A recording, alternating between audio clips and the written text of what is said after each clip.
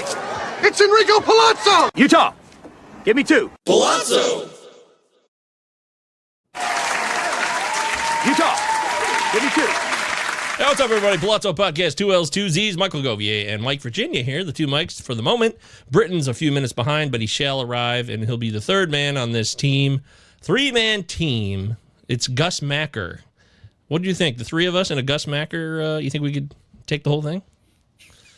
Sure. Do you know what Gus Macker is? I have no idea what you're talking about. Oh, shit. I thought it was a national thing. Gus Macker, growing up, it's still a thing, was a popular 3-on-3 tournament. You could sign up, and they'd have just one weekend where you compete, and they have all ages. Hell, they still have, apparently, adults. You could be over 40. They have teenage weekend tournaments. The whole thing. It's just 3-on-3 tournament. Basketball? Yes, that's correct. Oh, okay. Yeah. The only game you could play with, well, you could play football with 3 people, you know, little all-time quarterback. I thought we were talking like a circle jerk or something. Great job. Well, that's a different story for another show, but we're here live. Great to be aboard. Jump in the live chat. Let us know what's going on. Tim couldn't be here, but he says, I can't make it live, but I want to hear more about the Govier special, Jacob Lopez. The Govier special, is that what we're coining it as now? Well, over on the Patreon, I've been doing my not-so-obvious pitching streamer of the day, and he was my choice Wednesday, and that went quite well. So I think that's what Tim's on the Patreon, so thanks, Tim. I think he's alluding to that. Wow, Appreciate dude. that, Tim. Thanks, Tim. Mason's here. It's been a minute, but I'm here. Hey, buddy. Welcome, Mason. Mason's been hitting me up, texting me with a lot of questions about his dynasty team. Oh, Robert Booth. I haven't seen him in a while. Hey, What's up, buddy. Robert? It's been a minute. Everyone's back? Is this a reunion show? It's just been a minute for everybody. Apparently. We're going to talk today about what we know for sure. And Mike was asking me before the show, what the hell does this mean, Govier? And I was like, just tell me what you got a lot of confidence in. What you feel strongly about something, a player, a team, a trend this year that you can share with us. That's all. So it's pretty wide open. Here we go. Like it. I'm excited. You tired? No, I'm ready to go, man. I have been off since, let's see, what is today? I lost track of the days. I've been off since Wednesday because I took a little time off, and you guys are probably tired of hearing about it if you followed me on Twitter. I had a gigantic proposal for work, and it was submitted on Wednesday. I actually went into work for 15 minutes, literally drop it off, go.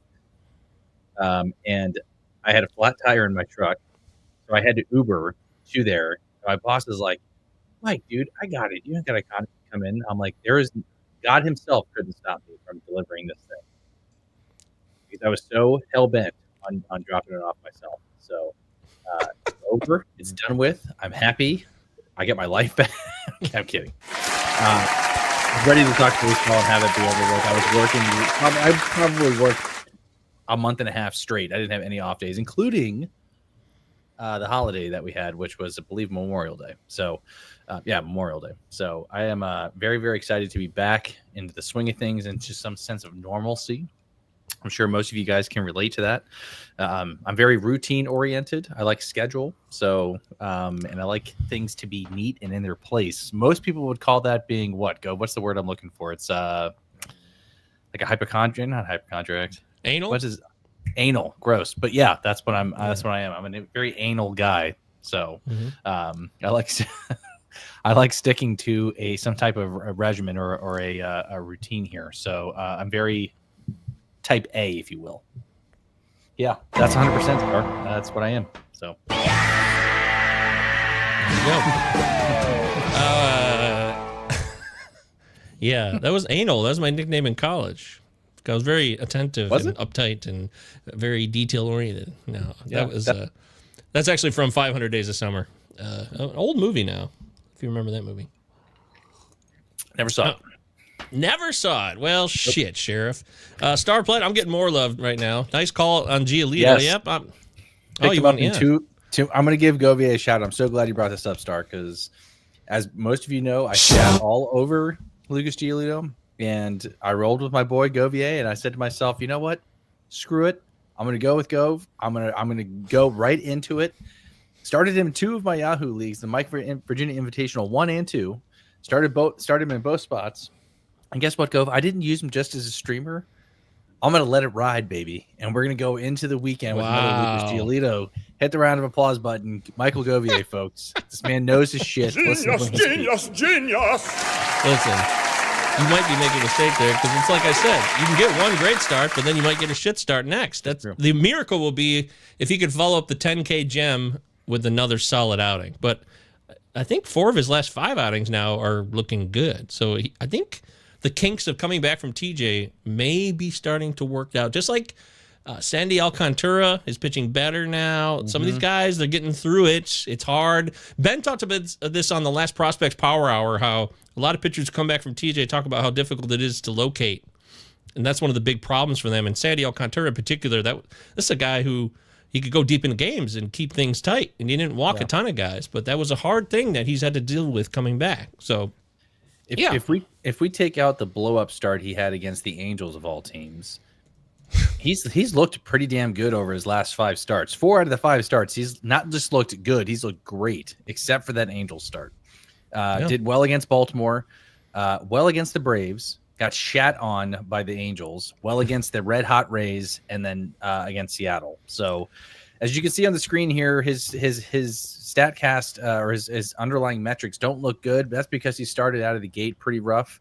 And as Gove alluded to, sometimes you get these up and downs with Lucas Giolito, but with the state of starting pitching the way it is, I think that you might be onto something here, Gove. I'm slowly maybe working my way back into Lucas Giolito, especially if he pitches well against the Giants with the now Rafi Devers San Francisco Giants. So yes, right after we went off the air Sunday, he gets traded. I had Casey Schmidt on the cover, and that became a moot point by evening. Yes. Well, he's actually been playing pretty well too, if I'm not mistaken. Right? He's got a couple hits in a couple games now, so yeah. Doing well. But yeah, I'm going to let it ride. I'm going to go Lucas Giolito. And if you guys are in the live chat and Giolito's out there, get on board with us, man. So, and I've said this multiple times. I learned stuff from these guys on this show. Ben, Robbie, Gove, Britton. There are guys, especially if they're passionate about a player and they've done the homework. I'm like, hey, let's go. I'm in. Right. And it's hard. It's tough to do that with people in any fantasy sport, let alone in baseball, right? Especially because I already had and this is a little professional development here too. Perfect. Gove talks. We got about a new one today, by the way. So yeah, exciting. The Pallazzo. You got to kick your feelings towards a player out the window and not let it be so hell bent on like I'm never using him ever again. Right, because this is fantasy baseball. This isn't fantasy football. This is a 162 game season, right? So it may be something where, again, for me, seasons past, I was like, "Hey, I'm out on this guy," but now I'm trying to change my tune, and that's okay. And you can do that in baseball. It's okay to admit when you were wrong. So, especially in baseball too, because that usually reaps the rewards as well. So. I love the Lucas Giolito call. I love how passionate you were. I started looking at it too in terms of the matchup. Seattle, not a great hitting team outside of Cal Raleigh, and had 10 strikeouts. So I mean, they got Julio Rodriguez and a couple other guys, Randy Rosarena. But man, I was really, really impressed with his start against Seattle, and I'm looking forward to the weekend start against the Giants. So good call. That's right. Always be ready to change your tune. As if I can quote V for Vendetta. Which is actually a disgusting scene. Great movie, but disgusting scene where the priest is wanting to bang Natalie Portman in a very inappropriate outfit. I don't blame him. Says, "Mea culpa, my child. Mea culpa." So we all need to change our tunes. Maybe not the best example of what Mike's trying to say there, but you get my drift. Charles wants to know, hey, guys, how was the hot sauce, Mike? People are dying to know. Yes. Charles, so glad you brought this up. Because I literally just had it on one of my son's leftover chicken nuggets. So I hadn't opened it up yet. I literally just tried it like 15 minutes ago before we went on air. So I rushed to open it up, and I couldn't open the damn wooden top on it. Gove, I don't know if you're a hot sauce guy, if you like Cholula, but they ran out of the normal original Cholula. So now they have this one called Extra Hot, and it's got a black label on it. And I'm a pretty high tolerant, spicy hot sauce kind of guy. High there on the Scoville rating scale, yeah? Yeah, like I would consider myself one of those guys. Don't get me wrong. it's definitely a little bit more spicy, but it's nothing to write home about. So I definitely think I think it's better than the original. It definitely packs a better punch. So Charles, to answer your question, good, not great. Oh, wow. Sorry, buddy. Wow. That's the way it goes, Charles. But you want answers, you got them here. Harry's here. Hey, how do you guys rank these starting pitchers? Gavin Williams, Ober, Lugo, Lodolo, Will Warren. You want to start? I'll start with. I'm gonna go Gavin Williams because I'm a sick bastard. I'll go Williams, Lodolo, Warren, Lugo, Ober because of the injuries only right now. Looks like he's got some problems injury-wise. I don't own any shares of Bailey Ober. I had a lot of shares last year of I. Bailey Ober, and I don't have any this year. Not by design. I just wasn't willing to pay. Well, I guess you could say that. I wasn't willing to pay his draft price, and he looks like he's got knee and hip issues. Yeah, so I will go with it last there for me here, Harry. I would go Ober last, but I also would go. I'm going to go Lodolo 1, Gavin 2, Lugo 3, Warren 4, Ober 5. I like the upside with Warren with his Ks. But he's got to keep the ball in the ballpark a little better. And we've seen flashes of him. He's like Luke Giolito. We have a good matchup and then a bad matchup and everything in between that. So that's how I'd rank him. Hey, okay, Britton Allan. Britton Allan house. Woo-hoo! Britton, you're just in time. Nothing beats sriracha, says Uncle T. It's okay. Oh, I do love some sriracha. They make that out, make it in beautiful California with unknown red chilies, and it's so spicy and delicious. Yum, yum, yum, yum, yum. We were just talking about Lucas Giolito and how things went well Monday night, and we're going to talk more about stuff like that here on the Pallazzo Podcast, 2 L's, 2 Z's. Utah. I wanted to get this one in real quick because I think some people don't know this. This is a great question from B. Henny. Is there a way to upload the live chat with the video after the live ends? You know, after last Sunday's show we did, guys, I wanted to go back because I had missed a question by Tim, our guy who already jumped in the chat, and I wanted to answer it post, like bring it on the Discord or Twitter, but I couldn't get the chat to upload. So sometimes I don't know why the chat doesn't show on YouTube, but it should usually show. It might take a few minutes after the show finalizes if it's a live stream, but it should be in there in perpetuity. There's a button that says show live chat that comes up on your YouTube page. So that's the best I got on that. I don't know if you guys know anything about this otherwise when it comes to the YouTube show and pulling up the chat. That's it. I did not see. I don't know how to do that for one. So I'm, as we all know, I'm not very technology savvy, so I couldn't tell you how to do S. But especially with YouTube. But if I'm not mistaken, isn't there a section when you play it, like it'll come up on the right hand side of the screen? Because I go back and I watch our videos, I can see some of the live chat pop up. I think Sometimes. Yeah. Sometimes. B. Hanny, what's up?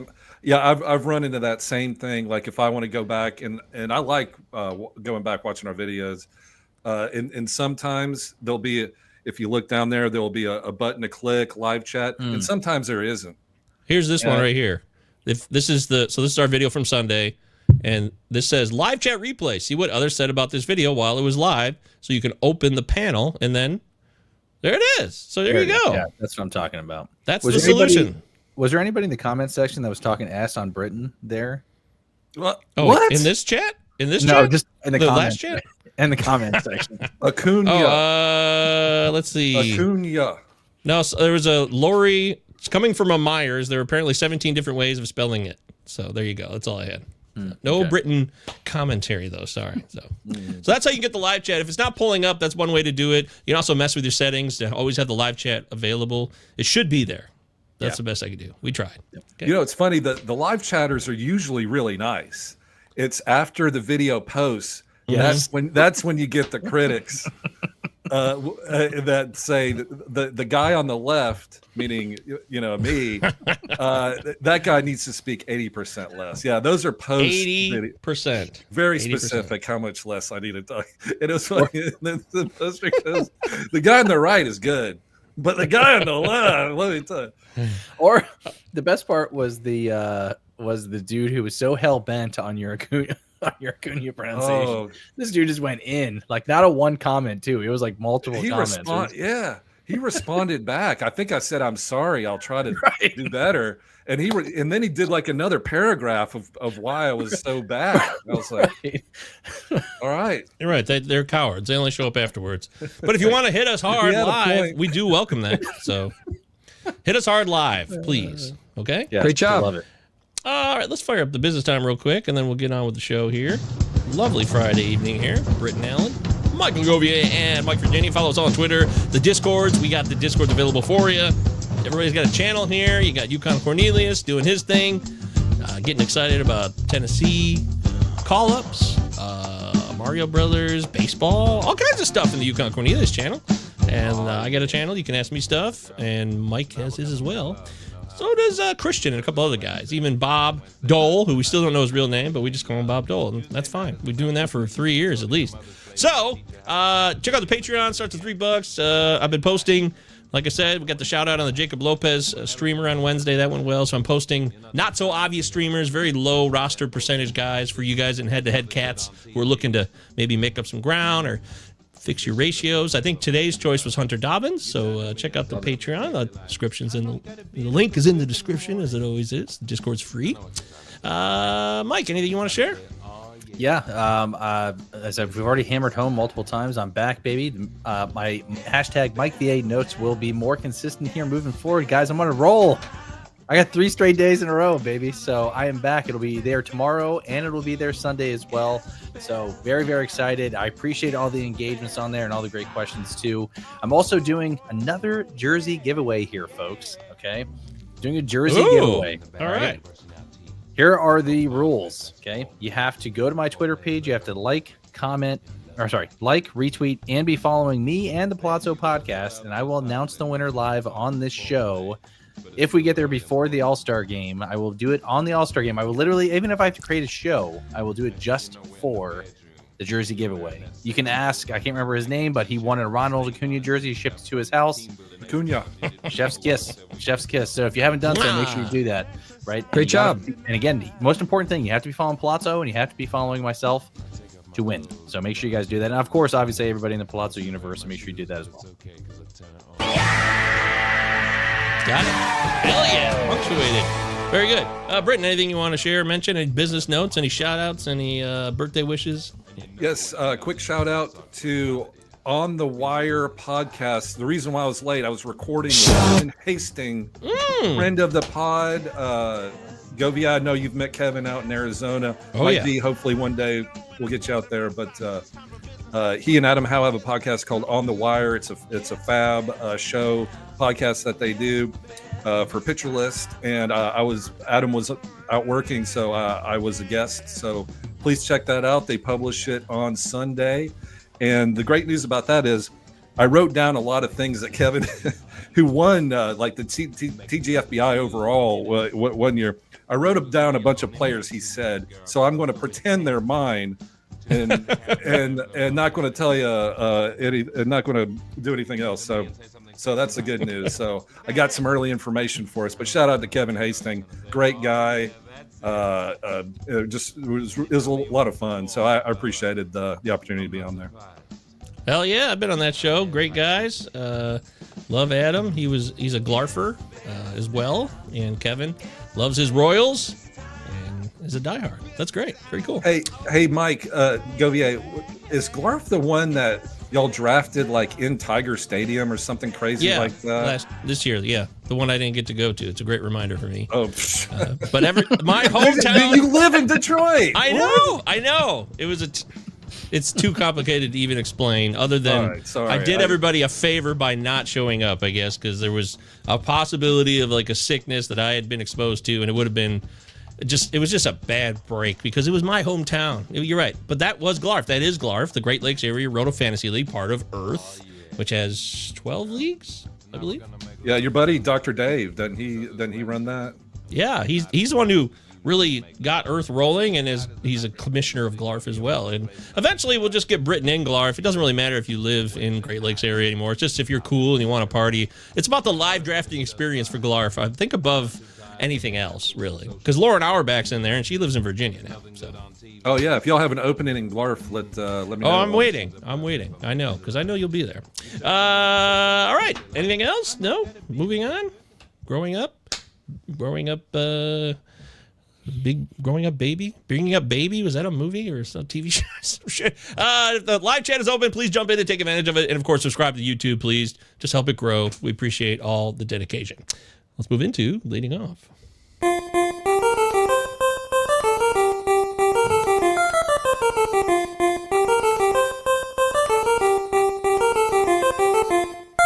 Good. Our first catch of the day. All right, gentlemen, the floor is open on our catch of the day. Someone wants to let us know that Nick Kurtz has arrived. If you guys are watching us on YouTube, I'm giving you the sexy eyes. Nick Kurtz has finally arrived, gentlemen. His second walk-off home run. And I'm so pissed because I went to bed last night and was in the bottom of the ninth, and I said to myself, Kurtz is coming up, whatever. I went to bed and missed it. And I woke up and I was like, no effing way. He actually did it. I actually thought to myself, like, what if he actually hits another walk-off here? And he did. But he's got 4 home runs now over the last 5 games, guys. The K rate, it still looks bad, but it is down dramatically. Was it in the 40s? Now it's down to like 32.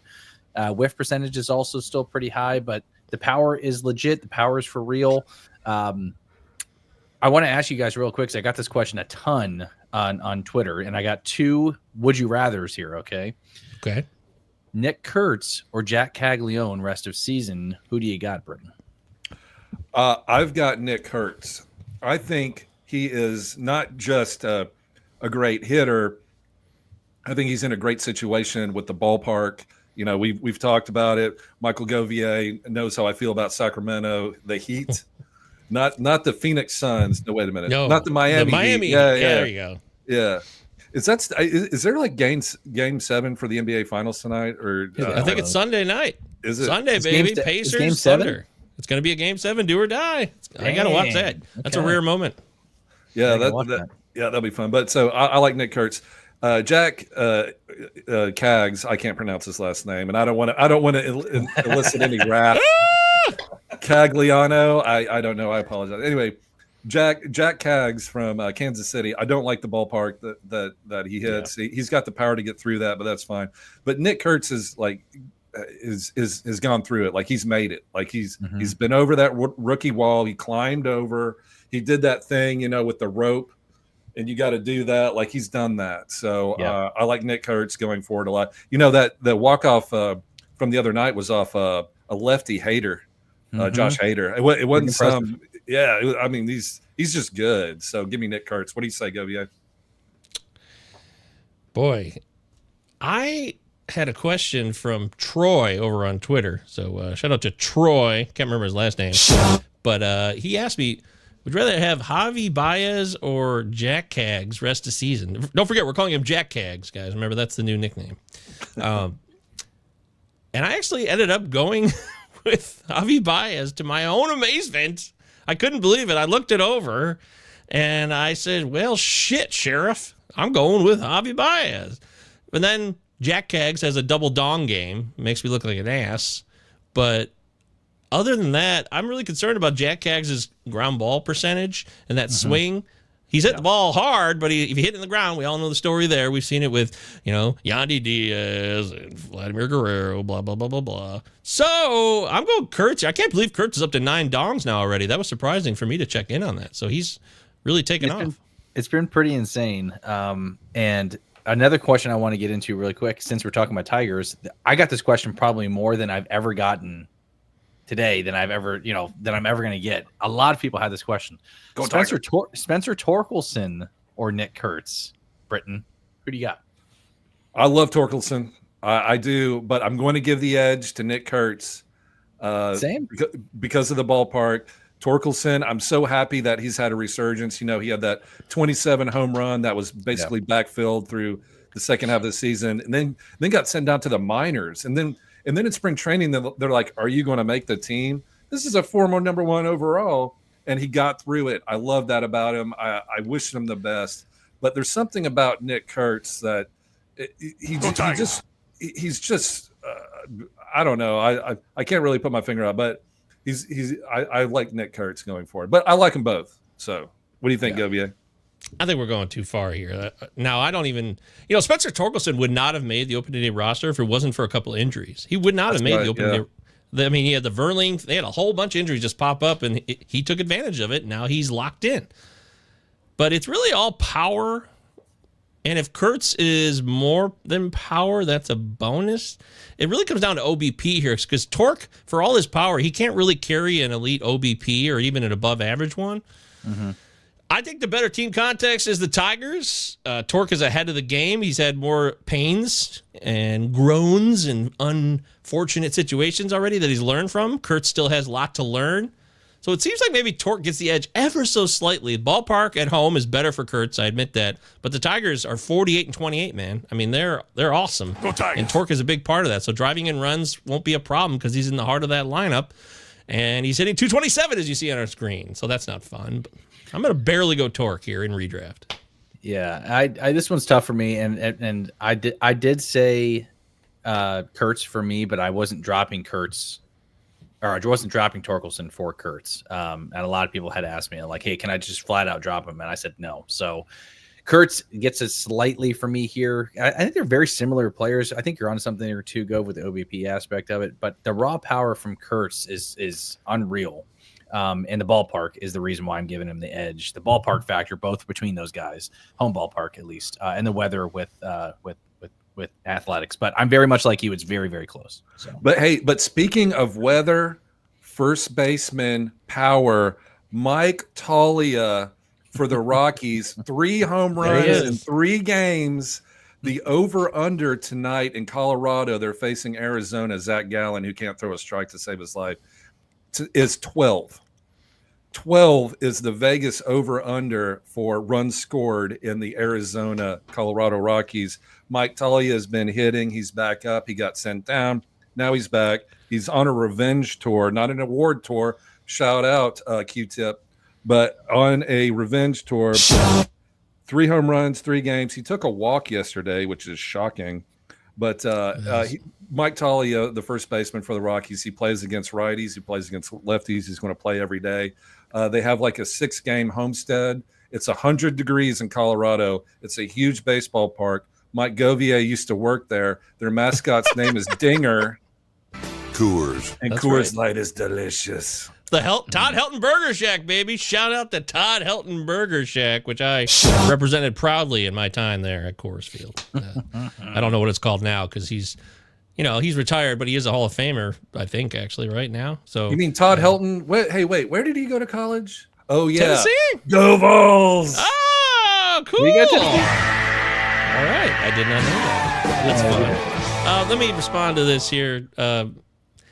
Some reason all these Rockies just went ape shit during the week here. I kept looking at player pages, double dongs, Hunter Goodman, double dongs, even like Talia or another guy. There was home runs everywhere on that team. Against Washington, they just crushed him. So yeah, it's going to be an offensive environment. I put Ryan Ritter in all my lineups today because shit. I mean, sounds good to me. They're at home, so let's party. Okay, whatever. What's a lot the of other Rockies? A lot of Rockies talk. What's the other one? What? Oh, you had is that it for the this? Those were the 2, this and that. Yeah. Just those. The other thing I want to talk about, I'm going to pivot here because I put something in the show sheet, but I want to talk about something else really quick. Did you guys see how the Dodgers and Padres game ended yesterday with Tatis getting hit and then Ohtani? I heard about it. I have a lot of thoughts on this. Go ahead, Mike V. Here's the thing. I don't care about the scuffle. I know Dave Roberts pushed Mike Schlitt or Schmidt, whatever the hell's last name is. I don't care about that. Yeah, Schilt. You guys ever tried Schlitz, by the way? Wasn't that a beer? Yeah. You ever tried Blatz? I got a sign for that one. No. Sorry, I'm getting off topic. I know they got into a little bit of scuffle. That's baseball, right? Like, I get it. Like, bench is clear, all that good shit. I don't know if they were looking to hit Tatis. I think it's just one of those, they were trying to throw him in, they hit him in the hand. That's what it is, right? I don't know if I agree with going after Ohtani and going after him as well. I get it. Like, it's eye for an eye kind of thing. And Robert Suarez did get a 3-game suspension because of it. But I think it's F's saying it here now. He's petty beef. I think that's what it is. I don't necessarily this game of baseball really, but do you guys really think they were trying to hit Tatis when they were down 5-0 in the ninth? Like 100%. Here you go, Britton. Why? Someone's getting in your face in a live chat. Look at that. 100. There you go. 100% they hit Tatis, and the reason being is because the Padres hit Ohtani earlier in that game, and they also hit Ohtani in the other game. So when you hit our star player, I did not know that. It's like the Hatfields and McCoys. Like they hate each other and they've been feuding so much. No one even knows where it started or why, and it doesn't matter anymore. Frankly, they just hate each other and they're going to keep feuding. So like they hit Ohtani twice. So the Padres hit Ohtani twice. So the Dodgers, and that was Jack Little on the mound, just got called up. Literally was in the minor leagues yesterday or the day before yesterday. So somebody told him to plunk Tatis, who's their star player. Andy Pages got plunked a couple times. I hate to say this. I actually think the Dodgers are in the right of all of this. The Padres have been throwing at Ohtani, who's like the nice, he got hit on purpose. They told him, like, the Padres are like the mean little brother, like the Fritz and the Nutcracker. Wow, dude. And the Dodgers in this specific case are just they're reacting. They're not acting, they're reacting to what's happening. But anyway, so Mike V, I watched it. It was hilarious. So Tatis gets plunked in the ninth inning of a 5-0 game, and the Dodgers end up scoring a couple runs after that. But anyway, so here comes Dave Roberts, the manager, and he's he's running out there as fast as he can. It's hilarious to come out there and start brawling. And I started laughing. I was like, there's Dave Roberts, some old geezer running out there like a madman. Like he's a former player too, right? So what's he going to do? Start beating up people? And I thought it was hilarious. And then I was like, because Dave Roberts was like, I remember him as a player, kind of. And I was like, it wasn't that long ago. It wasn't like the 70s, So he's only 53 years old. And it made me sad because I'm 48. And I looked at him, running across that field. I was like, oh, there's old Grandpa Magoo coming out there to mix it up. Anyway, so this is one of my favorite gifs, by the way. I don't know if you guys have seen this one before, where the guy points at it and flicks him off right in the face. It's one of the best gifs I've ever seen in my entire life. That is hilarious. Yeah. Wow. During a Padres game, the guy, you don't see it here, but the Dodgers fan takes it like a champ. He's like, all right, and starts laughing about it. It's pretty funny. I just need to share that. It's one of my favorites. But see, if you're the MLB commissioner, Manfred, you've got, because they don't play each other again until August, but you've got to talk or send a letter, do whatever they do to have their lawyers send a letter and say, look, okay, you've both made your points. It's been settled on the field. The next person that hits Ohtani or Tatis, the two superstars of the league, people are getting suspended. I don't care who. I don't care right, wrong, up, down, black, white. I don't care about any of that. Under no circumstances do you hit Shohei Ohtani anymore. Like that something's got to be done. These are superstars, So hopefully it's squashed, but we'll see. Petty beef or beef patty? I go Jordy. I like the beef patty over the petty beef. I give two shits about all this. So when you guys are done, I'm ready to move forward. I just thought it was baseball. I'm sorry. I just thought it was. I thought it was interesting. No, everyone wants it. It's a topical moment. I'm not saying that. I just don't care. But like all that shit, that stuff is. I agree with Britton. Like, let's protect people so they can play and be out there and produce and do magical things. I don't want to see people get hurt, but I do like when dumb shit happens too. So I could appreciate that. Yeah. All right. Let's get into some of the show here. Where do you want to start here, Gov? Let's real quick. Let's just do the Ziggy and AJ annoying award of the week. Here we go.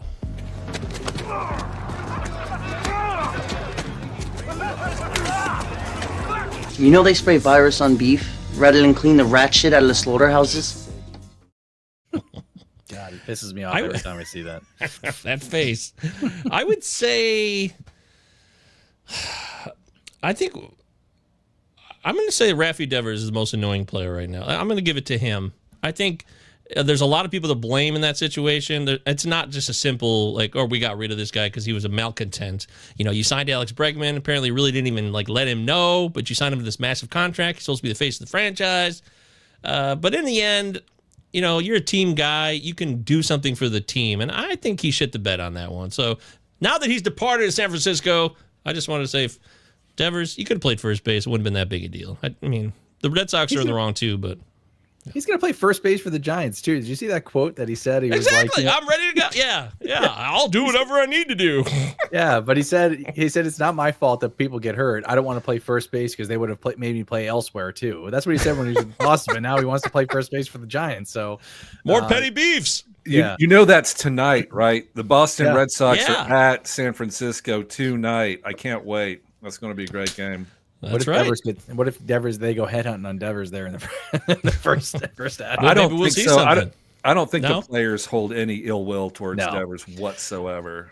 Although Boston. That would be my about guess. It's funny. The GM went in there to talk about the trade, and none of them cared. Apparently, I think it was the Jeff Passan report. The GM went into the locker room to tell and let them all know that Rafi Devers had been traded. They were like, "Hey, we don't care. Let's just move get on out of and- here. and- Go back yeah, to your get outta office." Yeah, and they Get didn't outta care. here. So Okay, fair enough. yeah, I agree with that take, Gof. But at the end of the day, here too, I think you said it best. Both parties were at fault here. I think Boston handled it poorly as well. Like, you keep your superstar player happy. I get Britton's point with it too. Like, you get paid to play, you should go out there and play. I get it, but at the end of the day, too, he's supposed to be the face of the franchise. They got rid of Mookie Betts at the time and made Rafi Devers the dude in Boston. So Yeah. The thing with the Devers thing that I'm still appalled by, I get that Boston doesn't owe him any more money. They literally got nothing for him, which still blows my mind. You could literally wrap shit in tinfoil. I don't care. They got nothing for Devers. I don't care. Well, Kyle Harrison's not nothing. No, he's a 4 or 5 starter. I don't think he's anything that's going to. Well, then we disagree on that. Okay. Yeah. No, the biggest trade piece was $300 million. That was right. the trade. It wasn't about any of the 100%. players. Yeah. 100%. I just don't know if it was enough of a return. I'm not saying Bryce Eldridge should have been in the deal. I'm not saying that. I just thought something a little bit more packaged with maybe a Kyle Harrison and some money. I get it, but I'm still just baffled by that. Well, they need more lefty starters, and Kyle Harrison could be a number 3 starter in this league. But Okay. if you get that contract off the books, you get Harrison, you also get Tibbs, you also got Hicks. I mean, there's a bunch of players that they can fit into their system. And they already got a shitload of arms, but they did need a lefty. I don't know. I mean, I don't hate it, but there's a lot of complications. Like I said, it's not just like a thing in a vacuum. And all these variables come together, leading to this moment. It starts with Mookie Betts being traded, which was insanity, and then they signed Devers in a panic move because everybody was so pissed. And they signed him this $300 million mega contract because they need a new face of the franchise. So it just goes. It never just starts here. It always starts with something else. Right. You don't sign Mookie Betts, but you sign Trevor Story.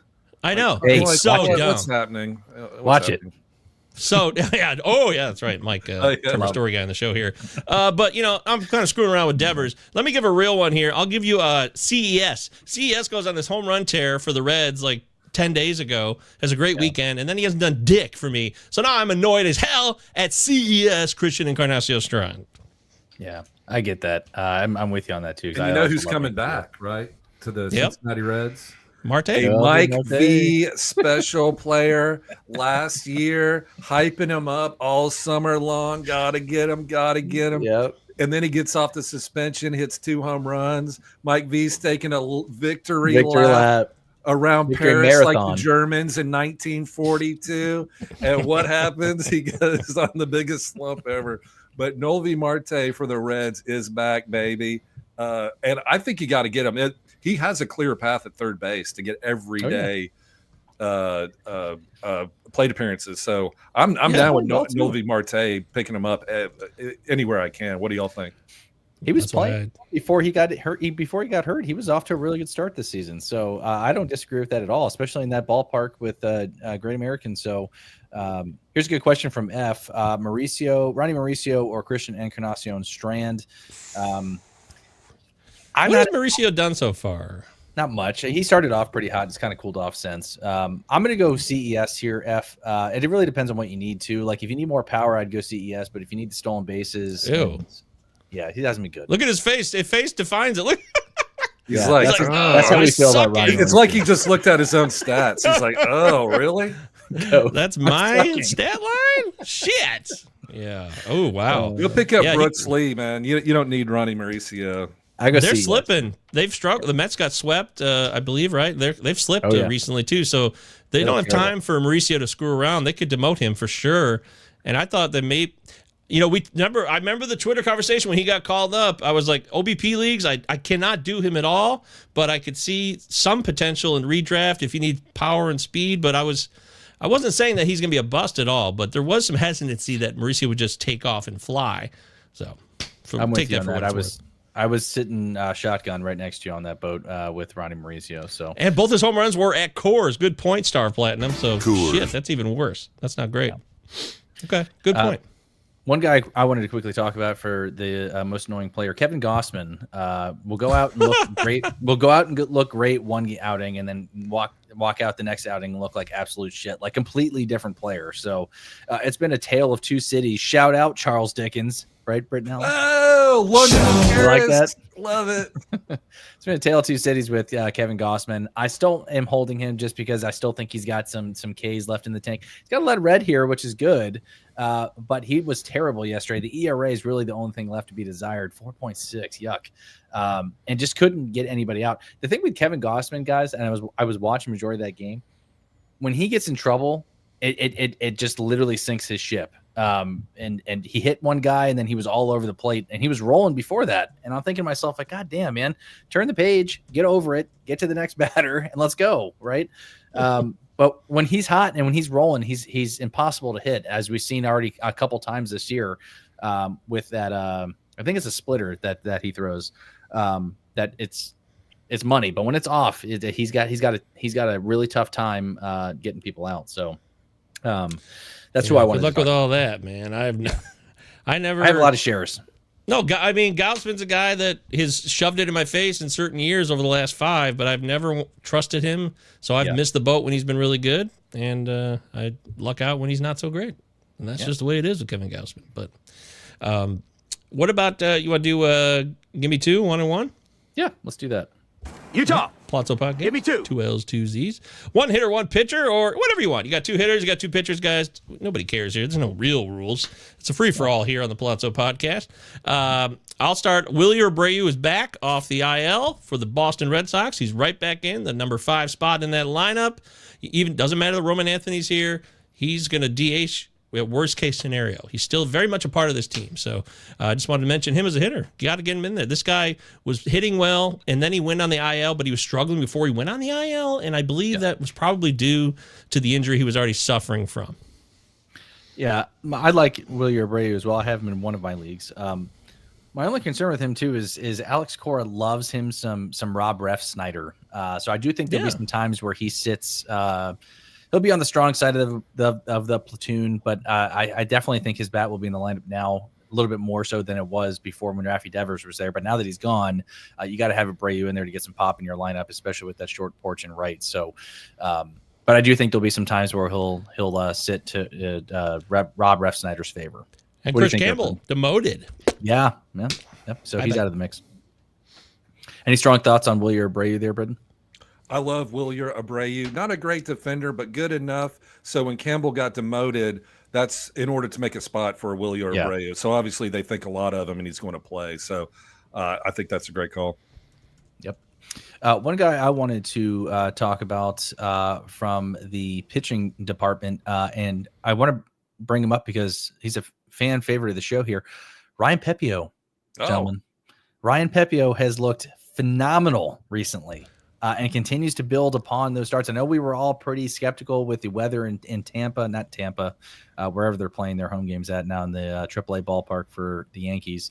But he's been one of the best pitchers over the last month in baseball. 2-1 with a 1.62 ERA, 37 strikeouts. Struck out 11 guys against my O's, 9 the game before that, and 8 before the game before that. So I'm a big Ryan Pepiot guy. the whip is at 0.75 over the last month. And Britton, I know that's probably near and dear to your heart. Do you have any shares of Ryan Pepio this year, or are you completely out on the Rays this year going into draft season?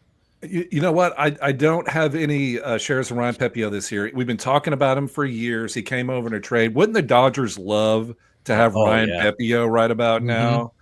But they don't. Ryan Pepio has been probably the best hitter in Major League Baseball in the month of June. He makes hitters think that they slept on a urine-stained mattress. The piss missile. He's looked That's good, how man. good he's been. He's elite. There it is. Look at that. Great job, Andy. I have no idea where that came from. Who cares? I do want to. I just want to. Gotta call you out here. Abreu did win the Gold Glove last year, so he can't be that bad of a defender. I didn't even think about that. So thanks. We'd like to keep the record straight. Thanks, Uncle Ted. Fair enough. Yeah, fair. Good call, Uncle Ted. Good to see you. Hey, Uncle Ted, shout out. I went and saw a Nashville Sounds game last night. Ernesto Martinez Jr. was in the lineup, and from Cuba, Uncle Ted, player prospect for the Milwaukee Brewers in AAA Nashville, and it's his birthday today. Double shout out Ernesto Martinez Jr. Big boy, huh? Yeah. Large man, yes. Large man, yes. He did not make sadly, he did not make on the Prospect Show Monday night the all dream team for the NL Central Prospect lineup. He did not make the team. He didn't look good. Sorry, Uncle Ted. Is there a guy that you wanted to talk about? We talked about a hitter from Gove, a pitcher for me. Is there a hitter or a pitcher you want to talk about? Couple hitters. Mike Toglia is number one. If you want power with Colorado, he's going to play every day. He's going to hit home runs. Number two, Giancarlo Stanton. I don't know if y'all noticed, but he's back for the Yankees, and he hit a home run. And you look at the hard hit metrics, he hits the ball just as hard as he ever did. Looks like Ben Rice is going to be a bench player now. Forget Ben Rice's hot stuff. Yeah, forget Ben. Yeah, look, they're going to play Stanton at DH. They just are, and he hits in a lineup, and it's 318 to that porch. So Giancarlo Stanton and Mike Toglia would be my two power pickups. But I mentioned this earlier, and I want to bring it up again. Brooks Lee for the Twins, the Minnesota Twins. Royce Lewis has gone on the IL. So Brooks Lee, who was a prospect of note for a while, is going to be the primary third baseman for the Twins. They have a 7-game week coming up. All right, so he's also second base short and third base eligible. And he's got a wicked hit streak. It's like last 10 games, he's had 13 hits. Do the math on that. That's a lot of hits, but 3 home runs. He's not going to steal a lot of bases, but he looks like a player that's kind of, post-hype draft, situation. Brooks Lee for the Twins. I really like him. I also like first baseman Nolan Shanwell.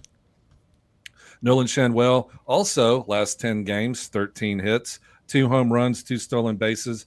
Nolan Shanwell was just drafted in the 2023 draft as a first rounder for the Angels, and he bats second every day, in front of Trout, in front of Taylor Ward. Taylor Ward's in the one of the hunts for leading MLB in home runs. Zach Neto bats leadoff, so I really like Nolan Shanwell for a corner infield spot. And like I said, he just got drafted in 2023. Like, he's going to grow. I think he's just going to get better. A 277 batting average, along with 2 home runs, 2 stolen bases past 10 games. He kind of gives you like Paul Goldschmidt vibes in his prime at first base. And I noticed this too, looking him up on Roster Resource. There are 6 first-round draftees in the starting lineup for the Angels. Mike Govier. Can you tell me their names? Obviously, Shanwell is one. Shanwell, Adele, Neto. Is Christian Moore in the lineup? Correct. Mm-hmm. Christian Moore's in the lineup. He's batting 9th. Right. Yeah. Is that the last That's 3? 4. Yeah. Mike Trout? Mike Trout, 2009. Oh, he was a first round pick. And then Logan O'Hoppe? No, he was a trade. Taylor Ward. Was he from Houston? I can't remember. Philly. Billy. That's Yeah. 5 out of 6. What's the 6? You got one? Is it Go ahead, Mike. Taylor Ward. Taylor Ward. That's correct. Really? Wow. In 2019, first round pick. Big Taylor Ward guy. Another guy I wanted to talk about really quick, gentlemen, if I could, and I won't beat a dead horse, but I don't think enough people are talking about the season that Eugenio Suarez is having for the Arizona Diamondbacks. This guy was the 15th third baseman off the board, and I believe after last night, he's second in MLB in RBIs, only behind Pete Alonso. Yep. And he gets a friendly home matchup or at Colorado matchup coming up. He gets 2 games at Colorado, 3 games at Colorado, and then next week he goes to the White Sox. So, yeah, but he could be suspended though. Remember that. Chad mentioned that earlier in the chat. Yeah, Eugenio Suarez? He's appealing, I believe. Oh, never mind. I'm stoned. That was Robert. I'm stoned. Yeah, I'm stoned, man. I just smoked a huge fucking J. I don't know where I am, man. Yeah, but and I get it. A lot of people are kind of like, and especially in points leagues where he strikes out a lot, maybe a low batting average, not necessarily as valuable as compared to Roto and to head-to-head cats. But he's hitting 281 over the last month, guys, and he's already up to 22 home runs. I think he has a real shot at hitting 40 and 110. That's what he's on pace for. And yet, Mike beat the dead horse is trying to trade him with all his might in his home Nobody league. wants him. So Mike V talking up Eugenio Suarez. I don't know what's going on here. Like, are you that Jim Cramer guy that talks up stocks, or whatever? No. But hit a bunch of buttons going ape shit. Yeah. Hear me out. So the guy that I was trying to trade with, I wanted Robert Suarez for him. And this was like 2 weeks ago. He's like, there's no way in hell. He hit me back up, and then he's like, I want to keep Suarez, but I'll give you Camilo Doval instead. And I turned it down. I said 2 weeks ago I may have done that. Now, no. So I have him in a lot of leagues, Eugenio Suarez, but 15th third baseman. I was looking at his ADP when I was writing my notes this morning. That seems a little low. No, like, is he really that like, or is third base just super deep? Like, for a guy that hits 30, he's pretty consistent. Like we talked about in the beginning of the season, he's like the Cal Raleigh of third basemen. Like 30 and 100 with a 230, 240 average. Like, he was pretty consistent for years now. I mean, that's what you're getting out of him. Good home ballpark for a team that scored the most runs in baseball last year. I felt that was a little. I don't know why. Well, answer this question: who's going to hit more home runs between these two dudes? Eugenio Suarez, rest of season, or he's talking about like overall at the end of the year who we got, or are we talking about from here on out who hits? Probably more? from here on out would be my guess. Okay. Who has more home runs rest of the season? Yeah, go ahead. You frame it however you want. Yeah, Suarez. Okay. Yeah, these are the currently. If we look at the preseason rankings of third baseman here, you got all your studs at the top. Junior Camaro's ahead, Chaz Chisholm, our pal. Austin Riley, who someone mentioned in the chat earlier, was concerned about Austin Riley.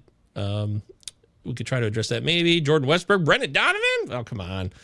Michael Junior Garcia. Caminero on that list has hit 17 home runs and stolen 5 bases. He's a legit breakout. I'd rather have Junior Caminero, frankly, but more than Kurtz or. I don't know how accurate this is. I don't know how accurate this is because it says Jorge Polanco was up here at 130 in the preseason. No, whatever. That's stupid. But I get your point, Mike. I do. Yeah. I'm very, very big on Suarez, and Britton, to your point, I'm now not trading him because I was talking to the guy earlier today. That's right. I said that his price tag has gone out now, buddy.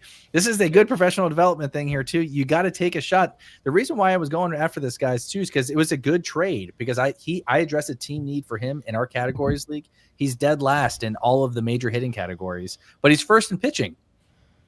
So I said, hey, I need a closer. You need some offense. And he was like, Mike, I just don't want to trade you a closer, man. I was like, I love Suarez, but I don't want to give it to you. So thank God he didn't make that deal. Right.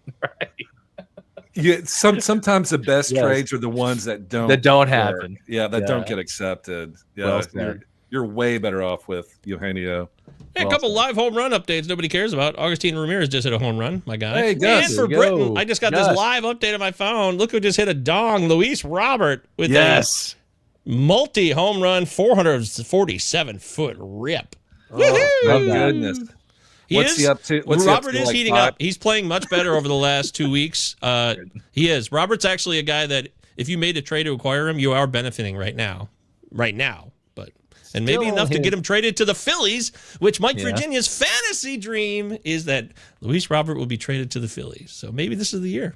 I want him to go somewhere. I just don't want him to be with Chicago. I think once he gets to Kansas Senior, that'll do him some well. But he's still only hitting 193 in the year. The cool thing about about Robert, I agree with Britton. Like, he got drafted in a couple of my leagues. He got drafted in my home league, and no one's picked him up. But I imagine that'll change here after today's game if he continues to play well. He's got like 22 stolen bases here, guys. Which is good. Like, he's running, that's good. So if he goes to another team and can maybe increase the homers, like, I still think he has a shot at maybe going 2020. Britton, what do you think about that? It's got a shot. I hear you, but he will. I bet he does. Mike V, what you have to I think consider is that they've been trying to trade him for years. Very true. No one wants him. If they wanted him, they would. Like, literally, like, it's not within a month or two they've been, calling up people. It's been a hard pass from all of the other teams. Well, I don't know that that's going to change with one game, but do you? Well, no, not after one game, of course not. But do you think it more? And again, I'm generally asking this because I don't know. Do you think it had more so to do with the fact that his price tag was a little too high and that teams didn't want to pay that? So maybe the price wasn't right. His contract isn't crazy, I don't think. It's well, maybe the prospects they wanted back for him, I guess, is what I'm trying to say. Could be. Be. We'll see. All right, so we got to fine tune this bad boy. We'll skip that. Let's do a quick hold or fold real fast, Mike. So pick the one you want to really go for it. Give it to me. Okay. Since I won't beat a dead horse here. Well, actually, let's do the first one. Yeah, we already talked about two of the other guys. Matt McLain, guys. We're going to revisit that. Okay. I know we've talked about it enough on the show. Gove and I have been in on him all season long. He's almost to 200. He's this close to 200, man. And he was at 179. So he's making progress. So Gove, I would assume you're still holding here. Oh, yeah, absolutely. I'm never giving up here. This is the longest hold I can remember of recent fantasy seasons. Between him and Michael Harris, I'm just crashing with the ship. But Harris, who showed a couple flashes of power maybe last week, McLain is showing consistency, hit a home run here and there, and is hitting that average up. He'll eventually hit this year probably around 230. Okay. Yeah, I still am holding in 12 teams and deeper. Britton, what do you think? What are you doing here? Holding or folding on Matt McLain? Or have you been? I think you've been out on him for a while now, right? 100%. He's been terrible all year. And I realized that he's shown flashes. They're batting him ninth, Mike. Yeah. Do you know that? Like, yep. I do. Something's wrong, and I don't know. Look, if you want to hold him, I totally get it. Put him on your bench and see what happens. But there's so many other players that can help your team right now. Like, essentially anyone from Colorado, Mike Talia, Tyler Freeman is DHing and batting second for the Rockies. Brooks Lee, Nolan Shanwell. Like, there's so many other players that can actually like hit at the top of the order and provide stats. At some point, you just got to Queen Elsa this Mike McLain thing. Last 2 weeks, look at this. 400 OBP, 8-run score. He's playing well. He's playing better. 12 for 39. Right, hey, so. I hear you. Yeah, I hear you. Maybe it's he's turned it around. I don't know. All right. Look, I know we waited too long. I dumped all my Spencer Steer. I said last Sunday. I finally said farewell. I understand when you got to move on, and then Spencer Steer hit a home run this week, still a bag, and I'm like, shit, But don't let that. Yeah, I know it's classic, but I have to live with it. But I say, if you held Matt McLain, stick with it now at this point for sure, because it's going to get better. It's getting better now. Hot committed. And if you want to try to acquire him, it might have been maybe this is a week. If I would say still an opportunity to acquire him. I do. Because the Reds are creeping up now. They're over 500. They're playing better. The Cardinals are coming back to earth. They're in the mix. What do y'all think about acquiring or going to add Jerks and Profar for the Atlanta Braves? His suspension comes up in July 2nd, I think, something like that. I have no interest personally. I'm out. I'll just say that. Yeah, the notes have read that as soon as he's eligible to be activated, he will, and he's going to bat second, has been the story. So if you want to gamble, I think that's a gamble to take. Go ahead and get Profar. And I've seen post-PED returns, Jorge Polanco, Tatis, Marte. We've seen this not go well. We've seen those guys play better eventually, but right away, I'm going to stay out. And if he proves me wrong, then I'll have to live with it. Yeah, I think for me, I think I'm in just as a flyer aspect of it because hitting second in the Braves in front of guys like Acuna and Austin Riley and Matt Olson hitting behind you. I don't think I think I said this last show. I think I said it on Sunday. I don't think we're talking about Yerkes Profar Padres days, but I definitely still think he can be valuable and this year for sure. Still, so take him as a flyer. You got to hold him for a couple more weeks. You know, like Britton said, he's not playing till July, so you got at least another solid 2 weeks before he's activated. So, but yeah, I like that. Fantasy Sports wants to know, should he drop Ozzie Albies for Matt McClain and redraft points? I would not do this. I would hold Ozzie Albies. He looked better in that Mets series. I know he had a couple of bleeders, but he also had a hard hit down the right field line, got a triple out of it. I think we still have yet to see the best from the Braves. I'm still going Ozzie Albies here, but Gove, I know you're a McClain guy. What are you doing here? I mean, Albies is not showing signs of life that much either. So, and I think these guys are kind of similar, though we've seen more power career-wise from Albies. So, if you're feeling it, man, go for it. Why not? But eventually, both these guys will have better results. Yeah. Britton, strong thoughts here. Albies. Oh, well, we already know you're Adam McClain, so I assume you're going to Albies here. Yeah, I like Ozzie Albies from beautiful Curacao. Which was a Dutch island until they regained their independence. But Blue Curacao? Blue Curacao.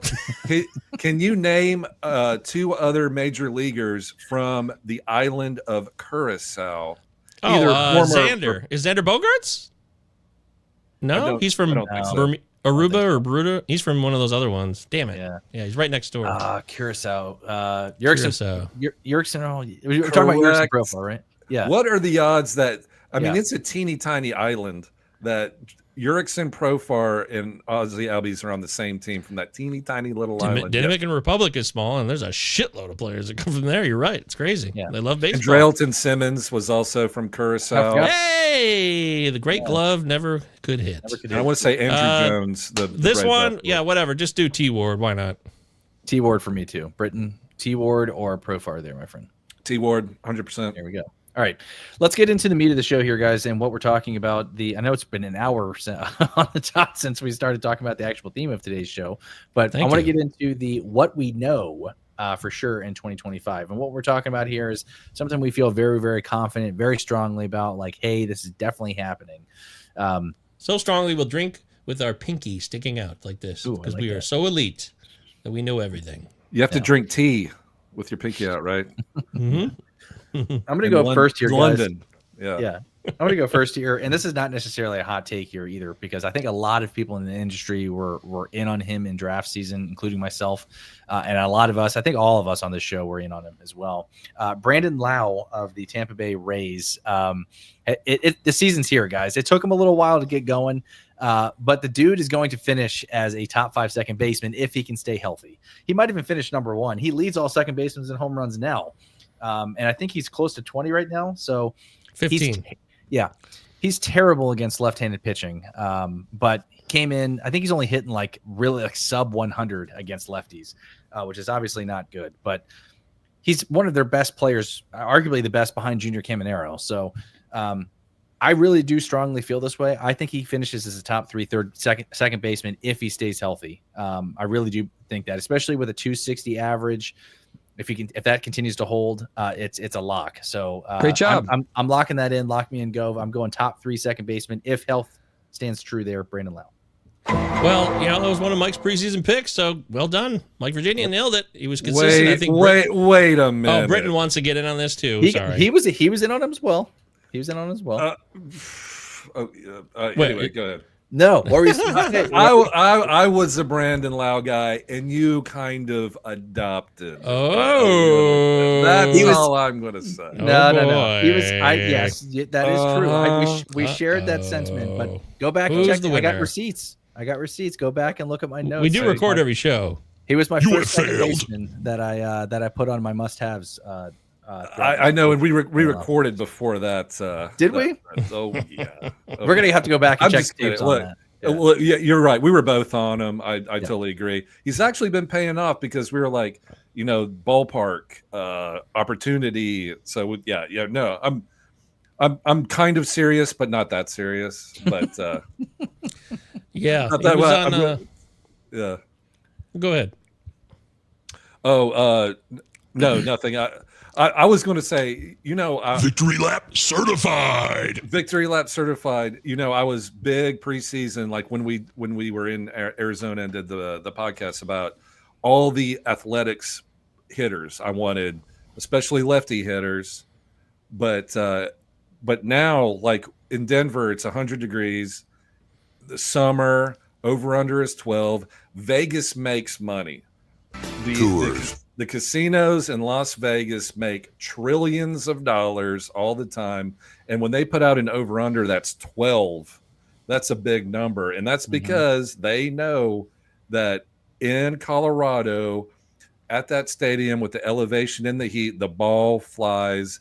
So I know that you want all the rando Colorado hitters like Mike Toglia, Tyler Freeman, Ritter, anybody in a Colorado home game getting a piece of that 12 over under. I believe it. And it's not just me. It's Vegas, baby. Have you been to Las Vegas? Oh, yeah. I have, yes. It's a lot of money. So when they say 12 over under, I believe them. So I think I want all Colorado hitters, especially if it's a Dailies League, obviously, and they're in Colorado. So I'm all about it. What do you think, Michael Govier? Sounds good to me, my friend. I could support that. Let's party. For me, I want people to know that Jacob Lopez is for real. Rest of season, this is a legit thing that can happen. It's not just a fluke. And he's doing it. He's done it twice at that Bozo Park, and kind of almost 3 times at his crazy Sutter Health Park nightmare. He dominated the Phillies. He just dominated the Astros. He's striking out a lot of guys. He's not just striking out like 6 or 7. He's hitting almost 10 multiple times here already. And he made a change. Something changed here. He was with the Rays, and he started to show a change in the minors where he was starting to miss more bats. And then he comes over to the Athletics, and he's continued to do that. And I was buying in on the fact because his Sierra coming into Wednesday start against Houston was at 366, and that was a run lower than his 4.80 ERA. So that told me something like, okay, had a few bad breaks maybe. And then looking at the Ks with 40 Ks and 30 innings coming into Wednesday's start as well, a lot of it told me that this guy actually has something. It's not just a fluke. Sometimes it's hard to know with these guys who come out of nowhere. You're like, is this trash? Okay, sometimes you have one great start. But he's done it more than once now against some pretty solid lineups in a tough park to pitch in. So I'm thinking that Jacob Lopez is a must-roster pitcher rest of season. And maybe we'll look back in a month and be like, remember when Govier said that stupid shit about Jacob Lopez? What an idiot. And that's fine. I'll live with that because I've done it before. But I'm just pro Jacob Lopez. I truly believe, I know for sure that Jacob Lopez is going to be a difference maker rest of season. He's still widely available all over the place. So it's a great time to try to snatch him up. I know that whip's at 1.44, but you got to take out some of these blow-up starts. There was a couple bogus outings that did happen. So yeah. I'm believing in what I'm seeing, even though this all looks kind of blue. Since May 23rd, and on May 23rd against the Phillies, he went 8 Ks against the Phillies, 0 against the Blue Jays. He got blown up by them. 9 Ks against the Twins, 5 Ks against the O's, 9 Ks against the Royals, 9 Ks against the Astros. So yeah, Uncle Ted's got it up on the screen here too.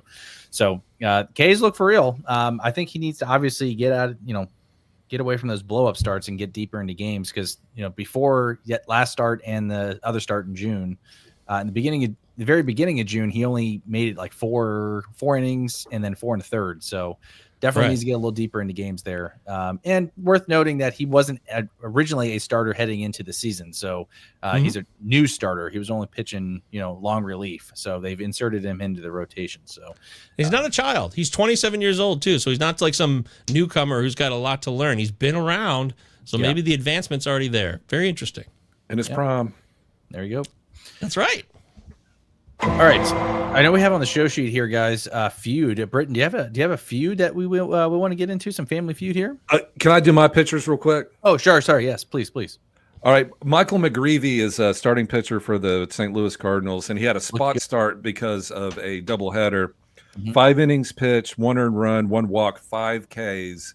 He's there. He's the Cardinals' best pitching prospect. Katie Wu is a beat reporter, and she texted after his start, which was great. And he was in line for the win, but of course he left. God.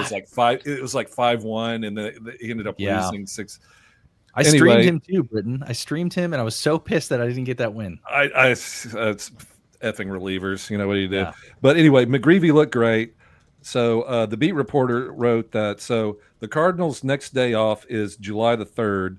So she thinks that he's going to get another spot start to kind of, give the starters a break.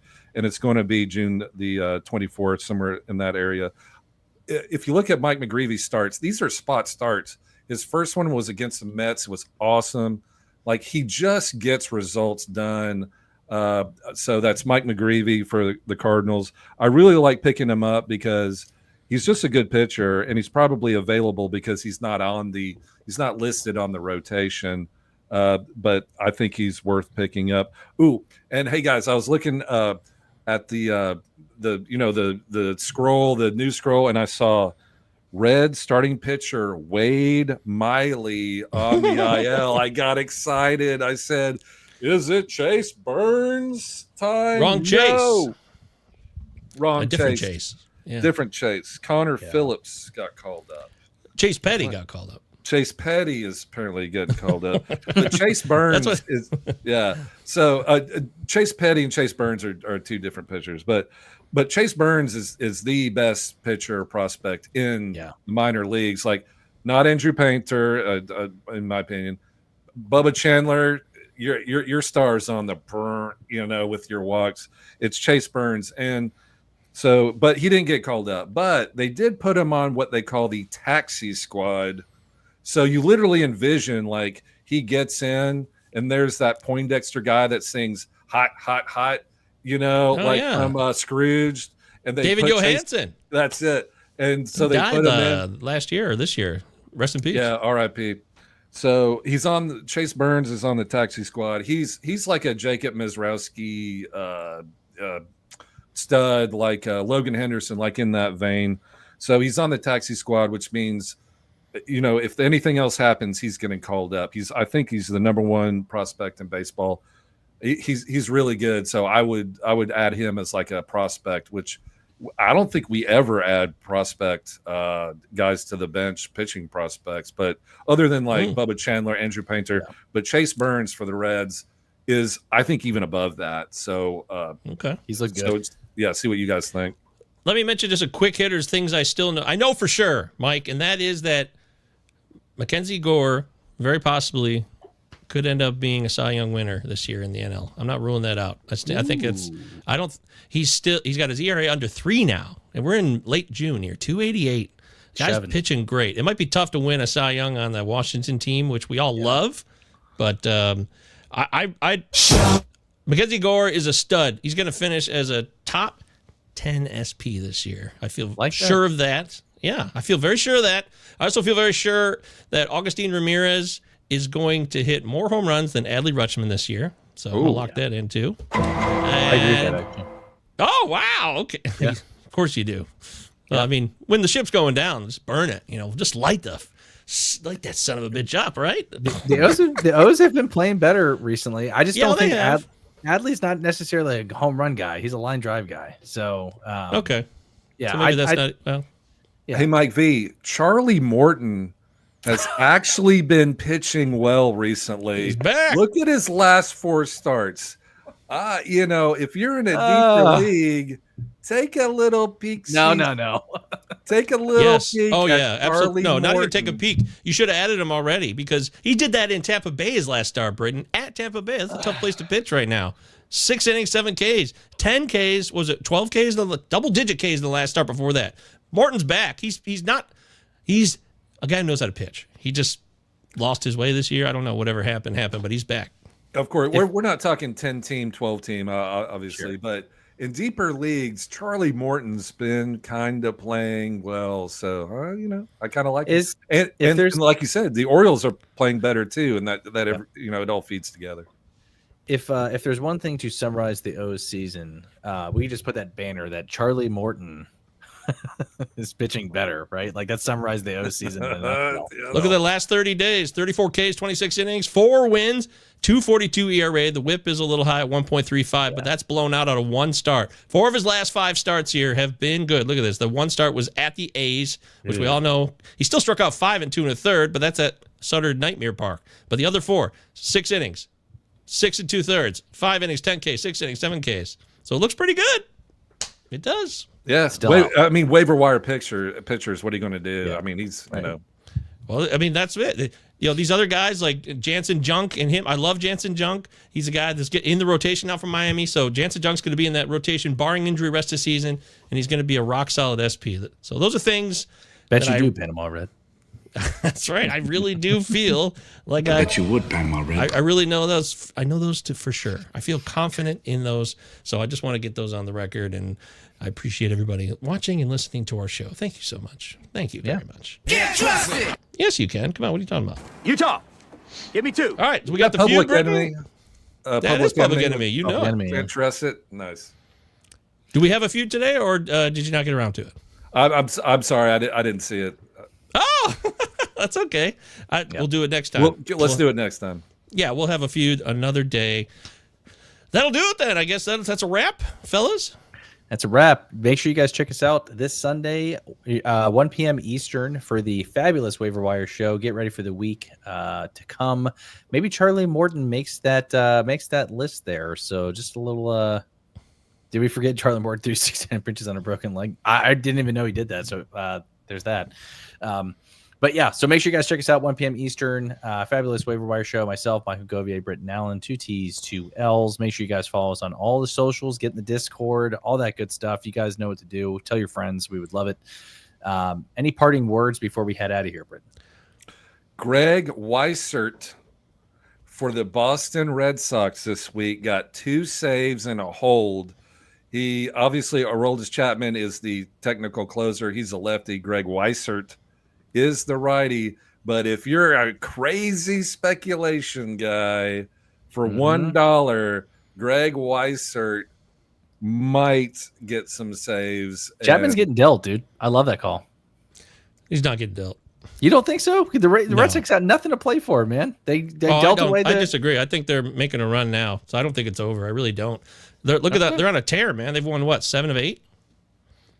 Boston 1, 2, 3, 4, 5, 6, 7. Yeah, they've won 7 of 8 games here, and they're all. This is the other thing about what Britton's saying. It's true. Weissert's getting these saves, but they've played a shitload of like 1 or 2 run games over the last 10 days, which is wild. Yeah. So I don't think it's over. At San Francisco. Can't wait to see the that'll be fun. Yeah, but that'll be must watch. Go if they get rid of Jarren Duran, which there have been strong rumors of him being dealt as well. You don't think they're packing it in? I think that was BS. I really do. I think the Devers trade resets things here, and now they're going to try to make a run and focus in here. And I do think the Yankees have slipped tremendously too, all of a sudden. So this division's, the Orioles, they're not out of it either. I don't think they are. I really, this division is still very much in play. The Jays, it's going to be a log jam here in a month. I really see it. I don't think the Red Sox are done. They have a lot of good pitching. You're right. They really do. You're right. So. They have they are actually tied. Technically, the Mariners have the tiebreaker, but they are tied for the last spot in the wild card race. Oh shit! See, I didn't even know that. Okay, great. So they made real progress. I wanted to mention my parting shot was on Cole Reagan's guys. Somebody asked about what do I do with this guy now because they're saying it's a rotator cuff strain. They're going to reevaluate in 2 weeks. So I'm going to put all 3 of us to the test here. Do you just pull the plugs on Reagan's now in redraft, or is it possible that things will be okay and he's too good to give up? Britton, what do you think?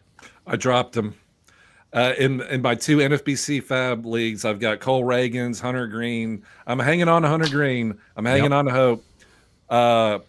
The kingdom of lost hope is where I reside with Cole Reagan's. Great pitcher. Shoulder.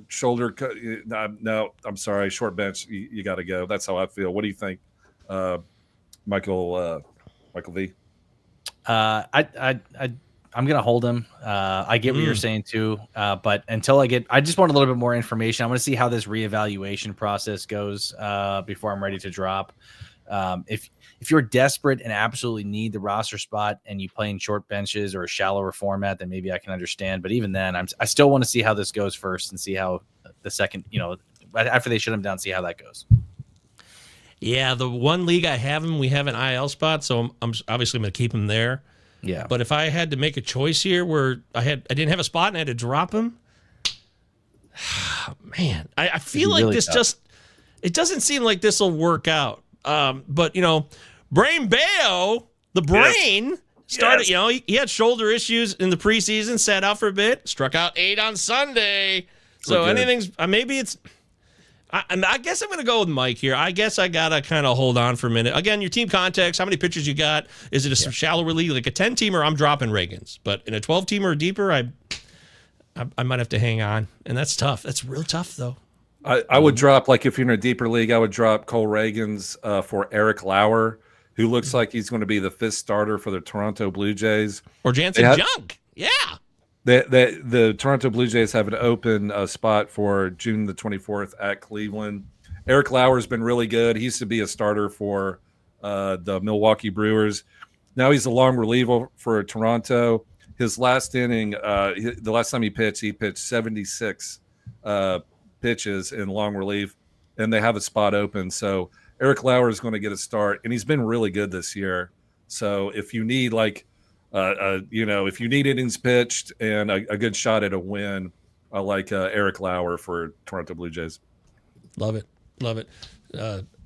I also want to say shout out to Eddie, the sheriff, who can never chat with us in the live stream, but he's watching. So, hey, Eddie, we know you're over there or out there on your tablet that you can't respond to us for some reason, but we love you. All right. Thanks, everybody. Pallazzo Podcast, 2 L's, 2 Z's. Mike Virginia. Utah. Follow him on Twitter, X, @_Mike VA, Mike's Notes. # Mike VA's Notes. Do I have that right? Mike VA Mike Notes? VA Notes. Yeah, you got it. Not Mike VA's. Yeah, you're right. That'd be terrible. Mike VA Notes. Make sure you check those out. And we'll be back on Sunday, 1 p.m. live. You know what we do. Thanks, everybody in live chat. We love you all. Godspeed through Texas.